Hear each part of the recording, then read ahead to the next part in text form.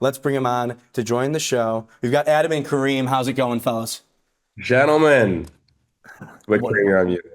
Yeah, Kareem's on mute. Where's Kareem at? I'm literally in the middle of the street, so Can I I'm get? going on mute. Really quick, Kareem? Can we just get a flip around the intersection? I don't want to dox you right now, but as much as you want to share, it looks like he's in the middle of the street. Oh yeah. Yeah. I'm in the middle. I'm literally in the middle of the street. Well, Kareem, I appreciate you taking the time. This is all-time commitment, and Adam's got the knives behind him just in case things go awry with the They premiere. actually just got sharpened yesterday too. So they're There we go. Fellas, first off, congratulations on the press run so far. And of course, you got to cap it off with the the Break and Entering live show. But how's it been? I feel like it's probably been a whirlwind. Kareem, you're on Kimmel. It's probably just been an insane few weeks. How are you guys feeling right now? Vibe check.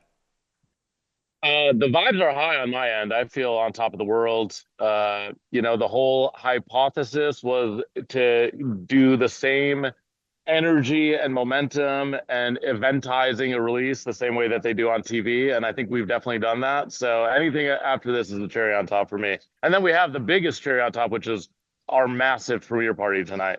Well, I was going to ask which you guys are coming to. Jack has a very important question for you. Yes. What should I wear, Adam? Oh, you got to dress up. This is full HBO premiere. Okay, great. Okay. Okay, yeah. I mean, it's TV. It's a TV premiere, of course. Gino. It is a TV premiere. Did the premiere cost the same amount as the entire TV show? Yes. Are we going to have the greatest night of our lives? 100%. Well, this is why you budget things. But you Well, can't. this is why you just act like Hollywood. I mean, the only reason to be in Hollywood is to have a good time. So, like, why are we doing this if not to have the best time of our lives? Well, there's a premium to be paid for the vibes. I mean, this is more at this point. This is more TV than TV is right now. I don't like that. Doesn't really make sense, but for me, it does make sense. Like in my experience watching the first two episodes, felt very close to like the way I thought about the most entertaining TV I had watched growing up, and where that like culturally it sat. And then in watching this, I got the same exact feeling. And I think maybe a part of it is because you have gone hard on being like, this is TV. But I think it kind of takes that to shift people's perceptions to be like, stop looking at this like it's different, that it's not TV, it's TV. No, absolutely. By the way, I do think part of it is like in a really crowded marketplace when more and more and more people are posting content on YouTube on a single daily basis, you have to do a marketing rollout the size of Marty Supreme in order for people to know that your show exists in the first place. So I think to Kareem's point, that from day one, we knew in rolling the show out, we were going to treat it like it was the premiere of an HBO show, because it is. And for us, we just want to keep getting bigger from here, but we have to make a splash to get people to give us their time. Yeah. So much earned media. Congrats again on that. And I'm now curious about like, because our show is all about the marketers in the world, the brand side folks, the creative agency folks here. Like if I'm a brand side marketer, a CMO, let's say, and I see all the hypes, I see all the headlines here, how could I get involved with this show? Or tell them to fuck off. I'll answer for Kareem. There's one really clear answer, which is that this show is filmed in New York City, and we desperately want to make this an international travel show. So we are absolutely looking for a presenting sponsor of the next season of the show, and are looking for the right partner to go make it with. Okay. And I will say there's a lot of like really natural integrations. You know, you've got all of these cabbies communicating with WhatsApp. Obviously, people, when they pay the cab driver, they're using an Amex or a Chase card. If we're flying around the world, we're on Delta or United or God forbid Spirit. So you know, that's how we've been traveling as Spirit. So RIP Spirit. We need a new airline partner. But there's like a lot of really natural and organic ways to integrate in the show and also be a presenting sponsor at the same time. You know, for the party tonight, like we had 3 different sponsors. Like the show was funded by a company called And Media, which is kind of a new age venture studio for creators. oh, cool. But the party was funded by Infatuation, Open Table, YouTube, And Media. Or no, I don't think And was on that And one. the Doris And the Duke Doris Foundation. Duke Foundation. So, like, you know, we are down to cobble things together how we need to. But I think pie in the sky, get a brand that wants to. Sorry, sirens. Can you guys hear the No, sirens? you're good. No, the headphones are great. What is the fire truck? Oh, here we go. Can you actually, Kareem? Let's get some on the site reporting. Let's go ahead and follow that fire truck. Let's see what's going on. Oh, it might hit Police him. blotter. Okay, I was actually going straight for him. oh, I know. I was about to say. I was gonna say, yeah, like a blue chip partner to really finance the show, and that wants to reach the coolest demographic of people, but at the same time is like a people's brand because this is the people's show. That's what we're looking for. Yeah, it feels like a no-brainer. There's so many of those like those organic moments for integration. God, yeah. It's like, Dream scenario. and Adam and Kareem, it's like, how do you communicate that like very clearly to the brands? Because like you can plot new moments or you can sketch out like specific things here, but like how are you guys approaching this? I think part of it is, look, Kareem and I, unfortunately, are very loud people. So whenever we do something, we make sure everyone knows about it. But I think on top of that, what you'll see is that the final episode of this season, we made 10 episodes, 9 of which take place in New York City, 1 of which will take place outside of New York City. And it's like our way of teasing the version of the show that we want to start making starting next season. So we're hoping to end on a cliffhanger and make sure that anyone that is a fan of the show wants to be part of it and help us make the next season. And then I am curious about the social strategy. How are you thinking about? Are you thinking about, or do you even care about creating like short form? Will you create short form clips to drive people to the long form, or are you just being like, no, go to the long form? I think go ahead, you go first. No, I was gonna say, I think we see the short form feed as like the billboards on Sunset Boulevard. So for us, it's like, let's have as many clips come out of these episodes as possible to drive people to say like, oh wait, there's a show on YouTube I'm supposed to be watching right now. And I think it's a lot easier because when we made the show the first time, it was only a short form show. And what was happening under every single video was like, where's the long form? But there was no long form. It was crazy. It was like, where is the long form? We're like, this is the show. There is no other show. This is the show. And so now that people are primed to seeing it, it's not like it's a teaser. It's not, and I also think that in reality, it's like if people only watch the clips and that's how they consume the media, like that is also a story in and of itself. So yeah, the long form is obviously I want people to sit down, go to their TV, turn on YouTube, sit on their couch and watch the full episode. But if they have to watch 11 clips before they do that, that's completely okay with me too. You know what, Jack, you watched them last night. What do you think? Tell us. I said this gave me it made me feel the same way I felt when I would watch Bourdain, when I would sit down and watch Bourdain, that level of comfort and being like storytelling. It's the storytelling, and this exact point, this whole thesis around with the long form, you can tell a full story.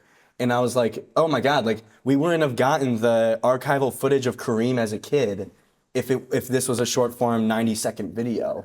But with the longer form, you do get it. And so for me, it felt like it felt more fulfilling than doom scrolling like a 30-second video. And I want to put it back onto you guys, because Kareem, obviously you've had so much success with short form videos here. From your POV, why was it so important to shift to long form for this series? A lot of it was, my own entertainment. Like I like being challenged. I like trying new things, and long form felt like a natural, logical next challenge. But I think more importantly, it is this idea that like I spend so much time interviewing other people. I don't really get to share anything about myself. I'm not like a vlogger. If you look at my Instagram stories, it's not like, here's what I had for breakfast. I'm hanging out with my friend. Like I don't really get to share about me and my way of thinking and my life and kind of where I'm at in the world. So being able to do that, I think, has to happen in a long form sort of setting. So the show's super personal. It is, like you said, like really much so about me as much as it is about the cabbies and about New York City. Mm-hmm. So yeah, without a long form version, I think I'm afraid I would just be talking about myself. Yeah. You know what I mean? Like the context matters. So me talking about myself in the context of an immigrant cab driver, working class immigrant cab driver, is a lot different than me talking about myself to my Instagram stories or my feed or making a video about my day. So yeah, I mean, I want people to walk away from this being like, I should really like be nicer to the bodega guy. I should talk to my cabbie. I should call my mother. I should start journaling more. Whatever it is, I want people to walk away realizing that the phone is the phone. Hi. Well, yes. Nice. Yes. How are you? Yes. Can we? Nice. I'm on a Zoom right now. Quick exclusive it's good interview. To see you. Okay, I'll talk to you soon. Okay, bye. This is great. This is great. That's what happens when you sit in the middle of an intersection. Yes. I Billboard. yeah, my cover's blown. But yeah, I don't remember where I No, was. you want people to but feel a certain way. It's like, yeah, exactly. Like to draw the Bourdain comparison, it's like you want people to walk away and want like travel the world and like actually ask someone how they are, be a better person. The other thing I wanted to ask about, I believe I read somewhere that one reason for doing this on YouTube was just like trying to get it developed like for actual TV was just a nightmare. Like it just didn't. The process was just insane. Is there validity? Fact or fiction? fact, I mean, I spent 3-ish years, maybe 4. I don't remember. I think we did the show in 2022, the first time, like December 2022 or something. And I was like, okay, this needs to be long form. This is amazing, but it needs to be long form. And so I kind of was like, okay, let's start packaging. And then we did the packaging, and then we did the deck, and then we did the trailer, and then we did the attaching, and then we did the pitching and the pitch meetings. Like you set up a pitch meeting, it's in 4 months, literally.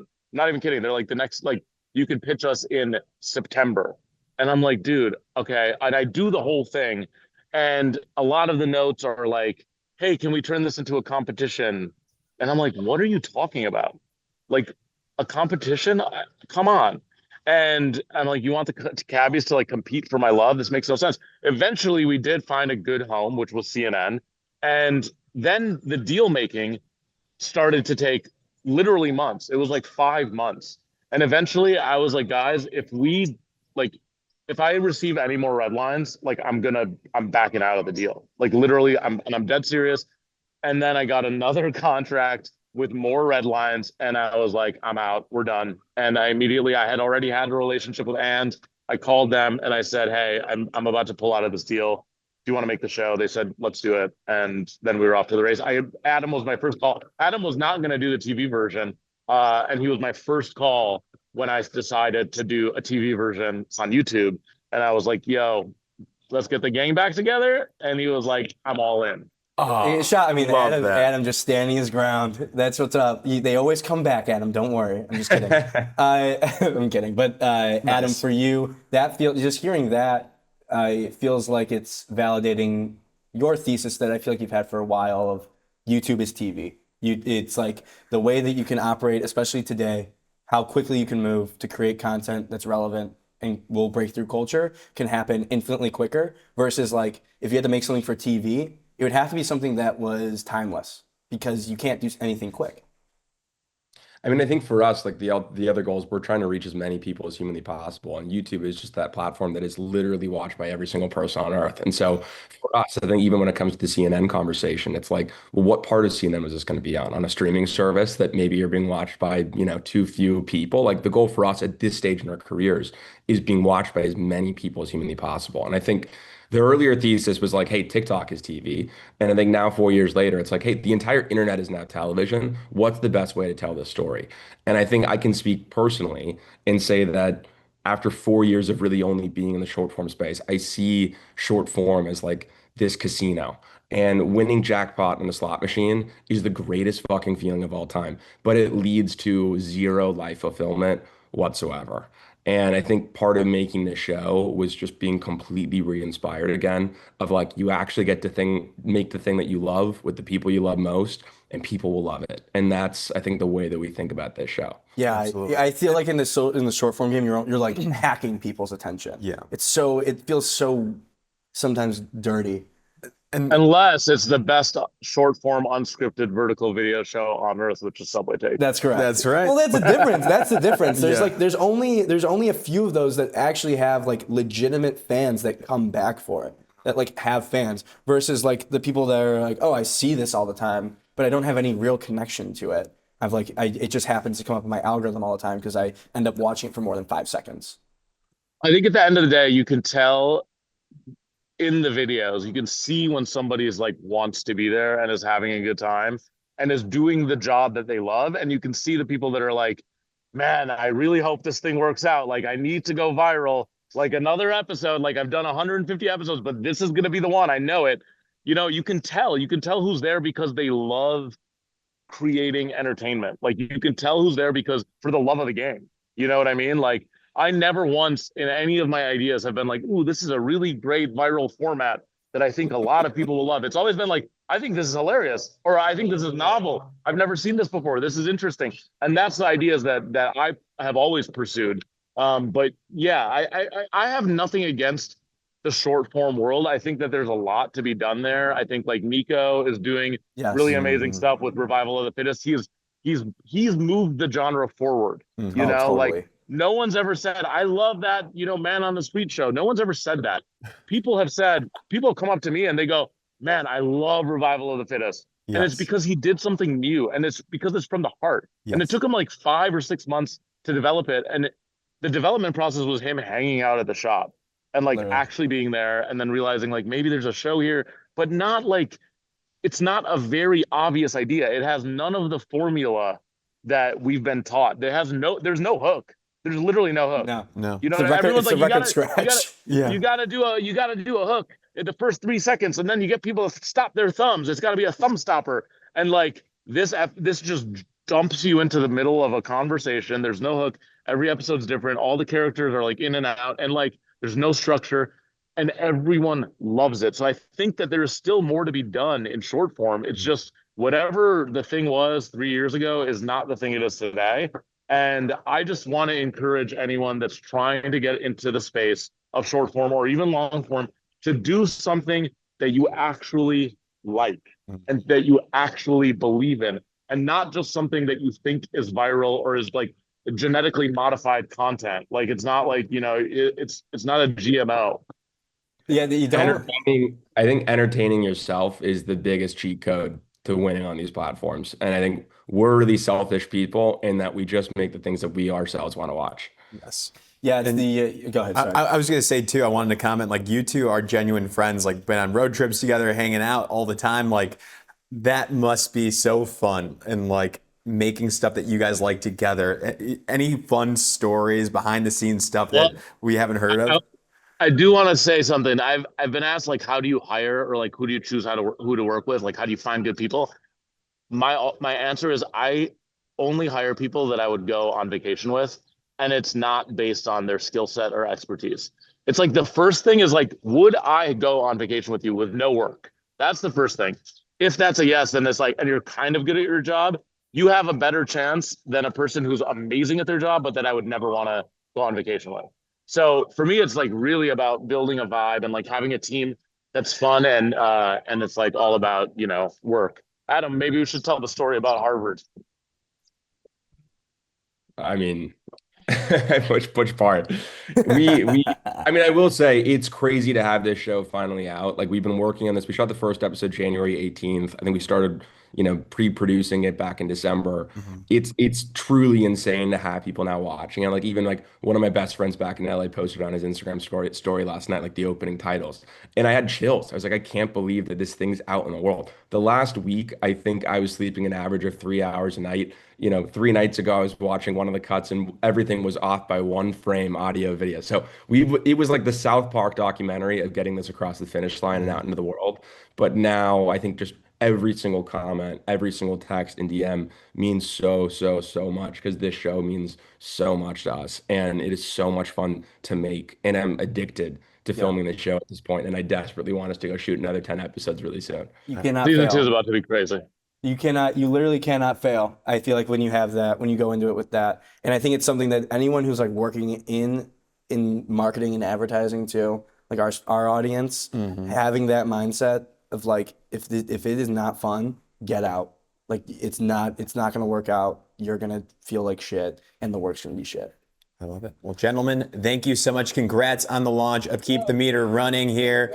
Go find it on YouTube. And also, if you're a brand, I think a travel brand, I think that's what we were talking about. That could be a sweet spot. If you're a CMO, brand marketer, who should they reach out to? To you, Adam? Me. Both of us. I will be dealing with all the business dealings from this point forward, gentlemen. Don't worry about it. I gotcha. Thank you both so much. Congrats, and we'll see you tonight. Thank you. We'll see you around. Thanks, Peace. guys.